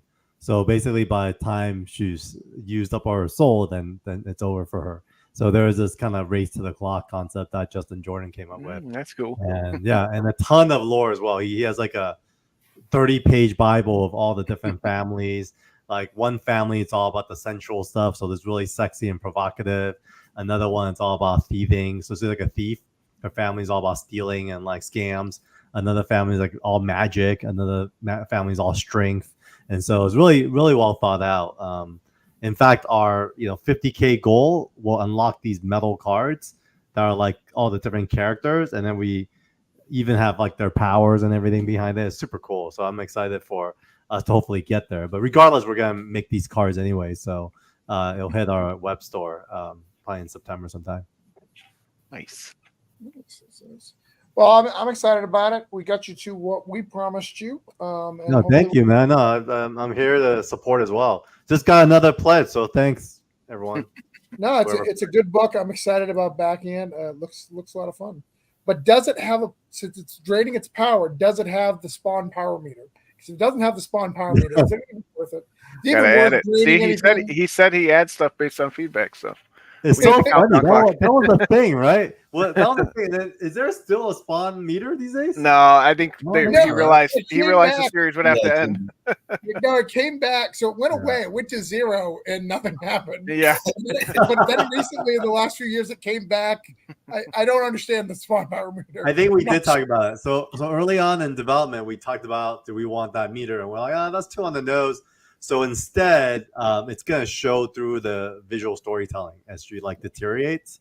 But what's really cool, I want to highlight is Will Quintana. He did the coloring for this, and it's been 2 years in the making. He spends 2 or 3 months per issue because this is truly a passion project for everyone involved. And so, Justin spent a lot of time writing. Brian is like a beast. He spent a ton of time writing, drawing details. So the artist edition is basically a black and white, which has no words and no word bubbles. So that way you could kind of see how freaking awesome Brian's art is, because this guy really poured so much into the art itself. And I myself, I'm a big fan of just original comic art. So you could see for yourself that, Brian didn't spare any details in what he was doing. It was pretty insane. Great. Yeah. And then Will and his colors is amazing. And we also have some variant covers. We gave this one away during San Diego Comic-Con as like a redeemable piece. And, same thing inside. But this guy's Mannix. He's a very popular Filipino artist. So if you kind of look up recently, they did a Thundercats cover with Mannix. And he is actually really famous in the Philippines, but he's starting to make a splash in the States. So I want to showcase what he did as well. And he did a really fun one with like the big face of the Death Angel and all the different characters from the book, just kind of falling. Super fun. Oh, that's great. Can you get your other book on the campaign as an add-on? Which one? Evermind? No, we didn't do that. I think we're going to try to do each of the ones by itself, but then as we launch like the 4 through 6, we'll probably open it up a little bit more once we have our inventory. I know it's hard when you have creators and you have deals and money. Like I totally get that. It's hard. But I know as consumer, you really love it, right? Like, I love this new company. I want to go all in, and you don't have that opportunity on there. So yeah, no, we'll definitely bring that back. But great ideas, always open suggestions, and I'll talk to Justin about the spawn meter. Well, one of the things, Carl, that there's another publisher that does, just not to stick on you because we've got to keep moving because people do have bedtimes and stuff, but of course there's a company, once you get a few, that does a once a year 2-week campaign, and it's just all their books. It's just once a year. They'll be like catch up if you missed anything. Really? Issue, or you want to get an issue 1 separated, and we offered this, and they do it once a year, like around Christmas time, to make sure they'll get it by Christmas. It's really interesting. Oh, cool. And it works out really well for them. That's like their biggest campaign a year. Wow, they just do one campaign per year. What are they called? No, they do a couple different campaigns. I'll tell you off air. I don't like to promote them because of Comicsgate. But they do really well. I pay attention to all of them. I got it. No, it's all a study. It's all big. I'm here to learn. So if you're doing something good, you're doing something good, regardless of. Yeah, they're doing something right. John, I looked at your campaign. I cheated, and I get to mark you off my list. I'm excited about that. You cheated. I cheated. Thanks, Bullied Angel. the Wait, people on your show to back me. I appreciate Always, y'all. always. In It looks fact, you know, it looks like a lower goal, but it is, part of a bigger thing that we need to do because we we made some mistakes. I got 500 of these little things headed over on a boat, and help me get out of financial debt. So I really do appreciate it. But if you like I'll, comics about music, you like action adventure, you like amazing black and white art from the amazing artist Dan Doherty. There's a look at the spread there. Yeah, I mean that should sell it alone. Dan's art alone is worth the price of admission. So you Drumsticks sold of me. Doom. And I will. I'm doing a Granite State Punk update tomorrow. I'll put that in that for you. I appreciate you. A bigger crossover, and we've already done crossovers in the past. So We have. Way back in issue 2. way 100 back years ago. 100 years ago.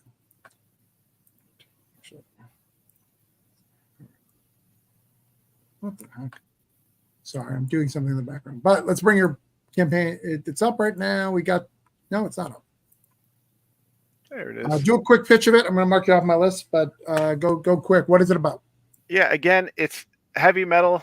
It's music themed. It's adventure. It's got hybrid creatures.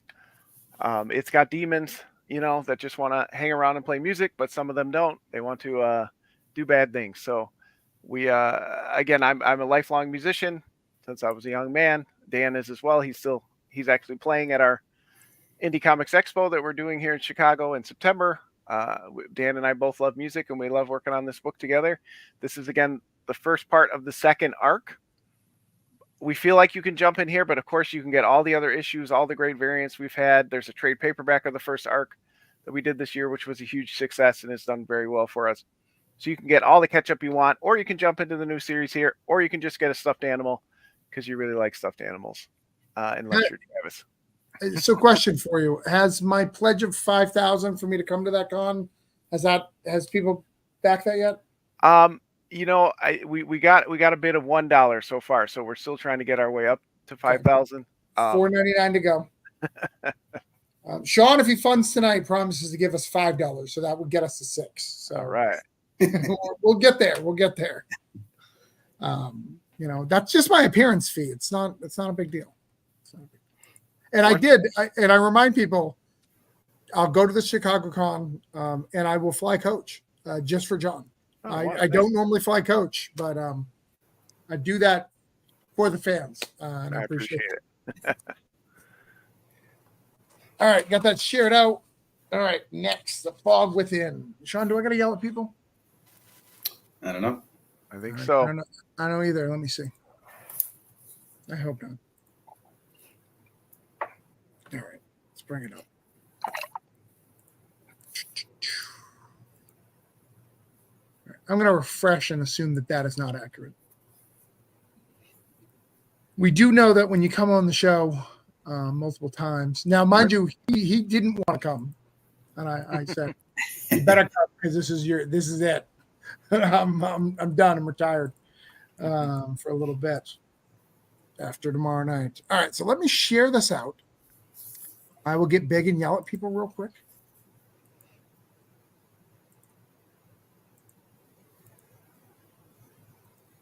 Okay. Listen. My wife is on a cruise. I have my mother-in-law here watching my son. I am sacrificing so people like Sean can get one fucking backer. All right, there's 70 people watching right now. One of you has $1 to give Sean, right? Sean is so close to funding. He's like 500 away. He doesn't want much. He just wants you to like his little story. He's only got one more issue after this, I think. Right, Sean? There's only one? Yeah, for the arc, yeah. There's only one for the arc, right? Issue 3, I've seen pages for it. It's a great issue. You need to get on this and stop wasting our time. And again, Carl's here. I don't know Carl very well. He's embarrassed by me. Neil is messaging Walter Alsey right now and saying, I don't know if this is a good idea to get back in Cthulhu. Like, I don't know if it's a good idea to get back into comics. And K-pop is here saying, do it for Gary. What about Gary? He's got his own sticker. He's important to this franchise. So I'm going to let him pitch it. I've shared it out. Do you guys know what's right? Okay.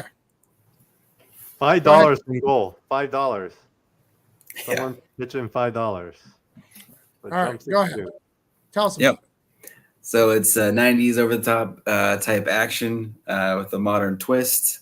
You've got rebels, you've got sci-fi, dystopian, you've got monsters, and in this issue, one of the main characters, which I have in the pages right there, basically says one of those characters will die in this issue, and it is a crazy, over-the-top, insane page. Actually, my artist David's trying to send it to me tonight. So we are almost done with all of the inks. By this week, we'll be done. And then we have about 5 pages to color. By the time the campaign ends, it'll be complete other than the draw-in page. And we will be sending it out pretty much immediately. And yeah, it's a lot of fun. So one of these guys is going to die, right? In this page, one of these? Yep, one of those characters. What you're saying is Gary is safe. Yes, Gary is safe. My son would be totally distraught if I killed Gary off. He has a lot of plans for 12 issues for Gary. He has a 12-issue arc for Gary? Yes, yeah. He wants to do more. He wants a mini series, and on K-pop show they want to do an anthology of just Gary stories. Okay. They were pitching stories the entire time. It was a lot of fun. So there's Gary is a huge breakout character, kind of like Deadpool from a lot of people don't know that, but that first appearance of Deadpool is really the first appearance of Gideon. Gideon is a great character. Not a lot of people talk about Gideon, but he's really the star of that. And then somehow Deadpool took it over. And then, did you know? I'm going to go on a rant here. Did you know that even though it says in the front that it's Domino's first appearance, it wasn't, because that's a Domino clone? Are you aware of this? Huh. It blew my mind. Hold on. My bad. I thought I already backed Sean. Oh my, are you serious with the Gary situation? All right, you better fix this. Nope. You got to fix that right now. Let's see. Okay, Pop. We're waiting for you to back right now. All right. All right. Oh, looks like 2 people back. So you're 54. All right. I'm perfect. Appreciate it. All right. Let's get you off of this thing. I mean, that was embarrassing for you, K-Pop. That was embarrassing. With all the talk about Gary and the Gary, I will submit my writing talents to Gary. So awesome. I'm excited about this Gary anthology. Listen, I was on a Gary high the other day. All right. So we got Gary taken care of. All right. Now we go to my book. Let's see if my book's all right. And then we got to go back to Tails. See how Tails is doing. Just because he has internet problems. Where am I? It's Fairy Tales. I am still where I left off. Interesting. Let me refresh. Come on, guys. Oh, no, it's right there. Back Travis. No, we're good. We're good. I just needed to refresh. Let's get a 666. Come on. 666.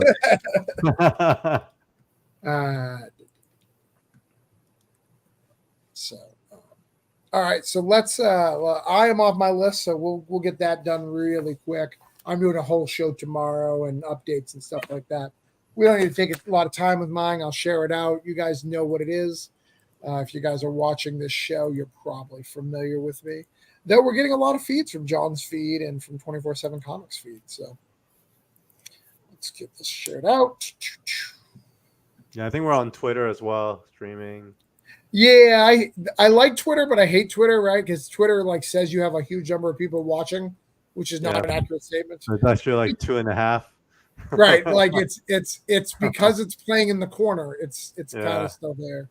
Oh, and I just saw that Drums of Doom just went up in another little bit. It's almost nice, funded. dude. Almost funded yet? Or no, where we at? Drums of Doom, I think, is at a couple of dollars. Let me check. Hold on. Yeah, someone do this. Anyone go to Baltimore Comic Con? I will be at Baltimore. Oh yeah, nice. I'm actually gonna be there. I'll be there with Sean Chen for our first book. Nice. And you're gonna be there too, Neil, right? You said? Yep, I'll be there. Dude, we should meet up. Would you hang? Yeah, well, do you have a table? I have a table, and we're doing some drink. I'll host a drink thing. We'll all hang out. It'll be good. Cool. All right, That's guys. fun. $5 to fund John's book. Can we get that done? Who hasn't backed? Let's get John there. It's $5 away. We can do this right now. Let's share this out, guys. I know we just shared it. I know we've got to go to Toxic Pond, but it's $5. Someone has $5 that can get this over the edge where it needs to be. I'm going to keep that up, get that shared out so you guys have a chance to pledge that, get that last $5, get that done. Yep. I'm going to. Did it go? No, didn't go. It will happen tonight. It will happen tonight. It will happen in a minute. We'll make it happen. But I am going to go to Tales of the Toxic Pond because I promised him a backer. Let's go to that one more time. Let me yell about that.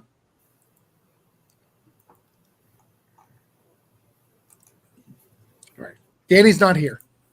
I'm going to share his book out to you guys, but I'm going to talk about Danny. I'm going to go big on Danny. Danny, brand new comic creator, came to me one day. I've known Danny for a few years. So if you guys don't know, I work in my primary job is I own a web design marketing. So I do a lot of web marketing. I do a lot of stuff of that nature. So I have a lot of clients. One of my clients is an urgent care. In that urgent care, he was the manager of that urgent care, and we got talking about comics. And we have been friends for about 15 years through that because I've had that customer for 15 years, maybe even 20. Like it's been a long time. Anyways, so he loves the comics, and then he humbly asked me to have coffee with him to try to whether or not he should start doing comics because he had kind of put together a Kickstarter. It wasn't quite working as well, and that he wanted to do it. And we got him his first campaign. He's kind of got the bug. He's now very active in the community. If anybody is in my Discord, he's very active, very part of it. So I want to get him another pledge. We need one more to just get him where he needs to go. Get that to where it needs to be. Let's see if we can get that tonight to make sure that I can mark him off my list because he's the only one I haven't marked off yet. And again, Drumstick of Doom, we want to get that. Oh, all right, hold on. We'll come back to you, Tails.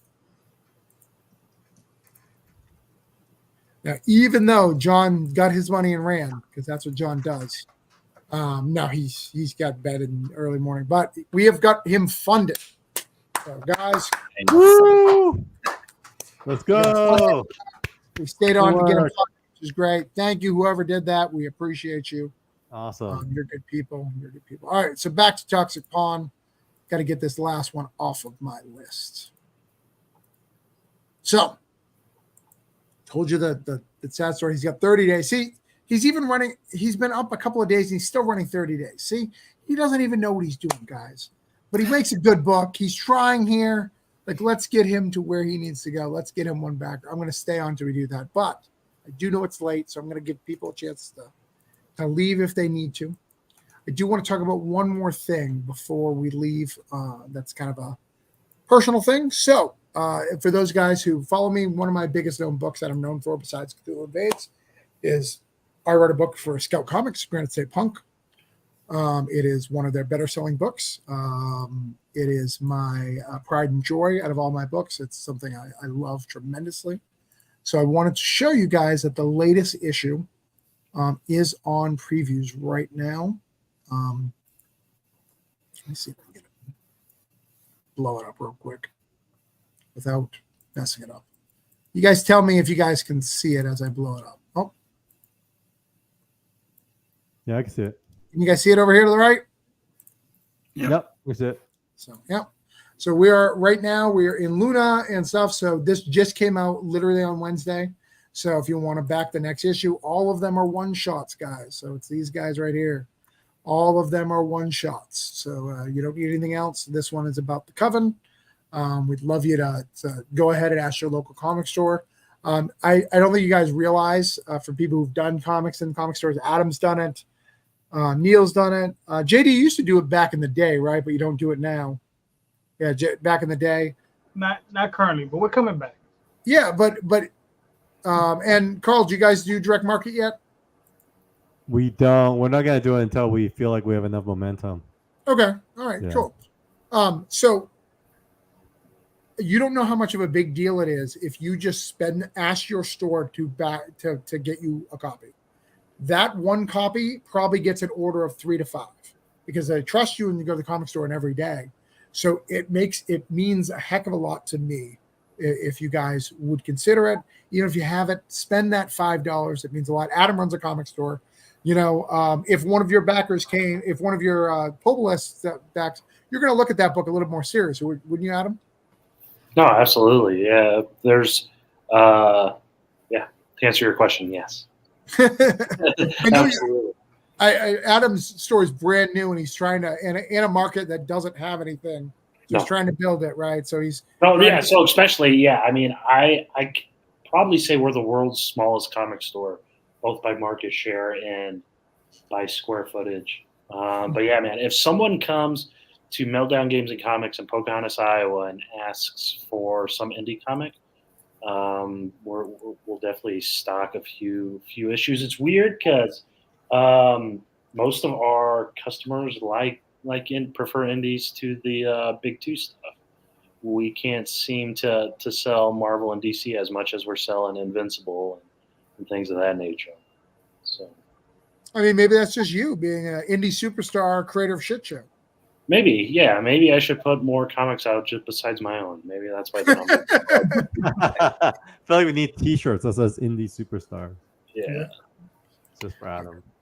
But so I want to let you guys know. I just sent the link out. Like I said, if you have a local comic shop, ask them to order a copy. I'd appreciate it.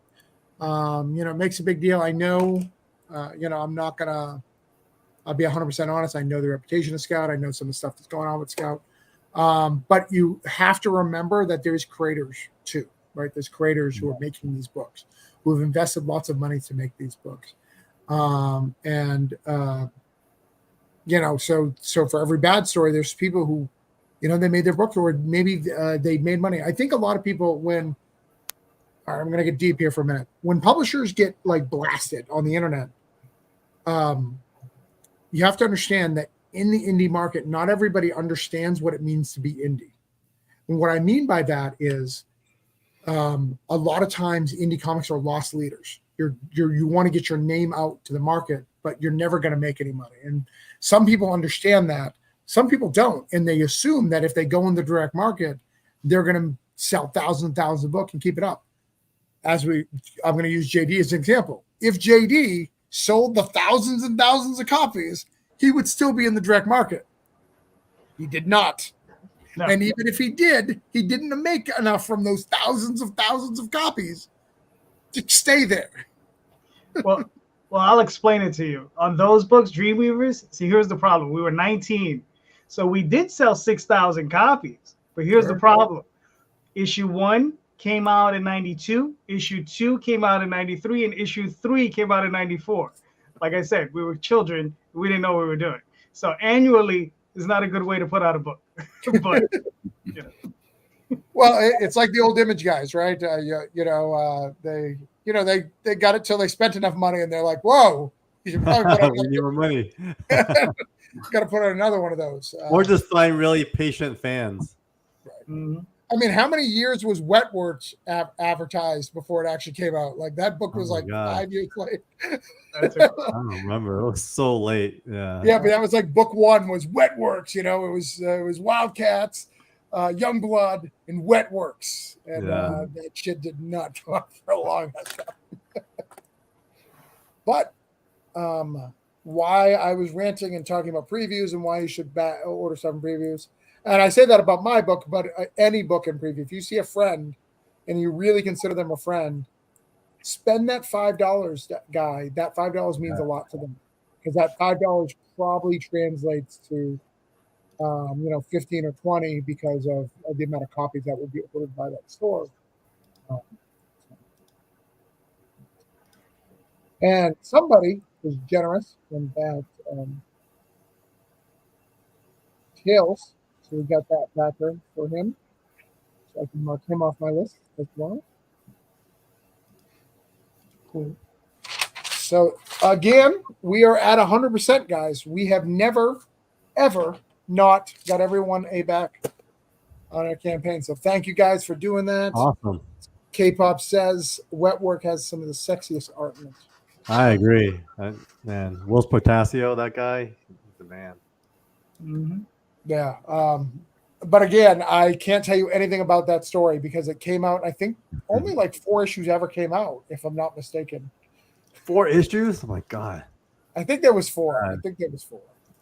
They appeared in other shit, so you may have a little bit more story with Wetworks, but Yeah. I think the actual Wetworks book is I need to look it up now, but I think it's only like 4. Oh, they cancel after 15 issues. Okay. But okay. I remember it was a lot of time in between, like of when the issues came out. It was So it started in 2006 and ended in 2008. No. Volume 1 had 43 issues, it says. Holy shit. oh yeah, 43 issues. Wow, surprise. What? So you get This the is 4, not- right? This is not what my Volume memory 2 is 15.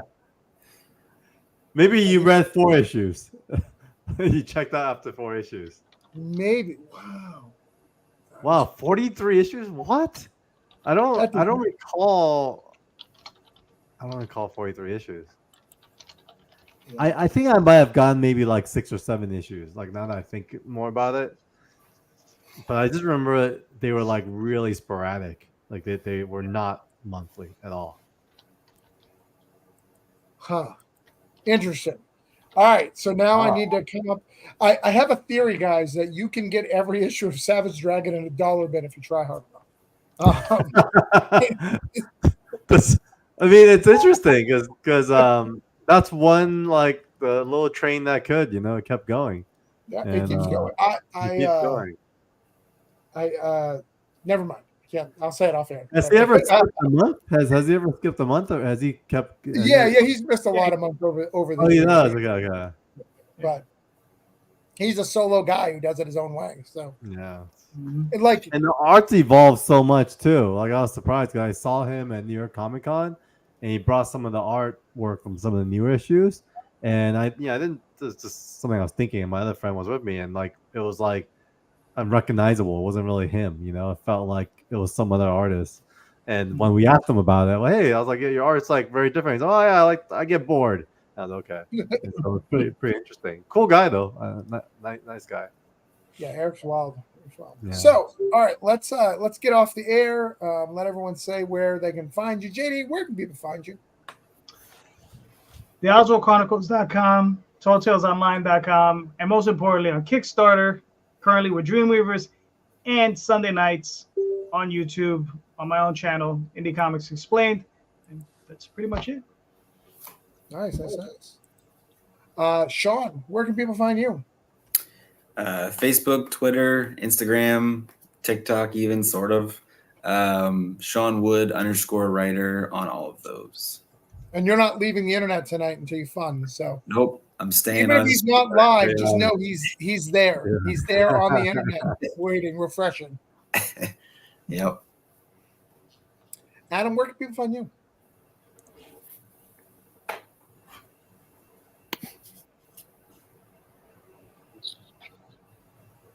Yet? Try it.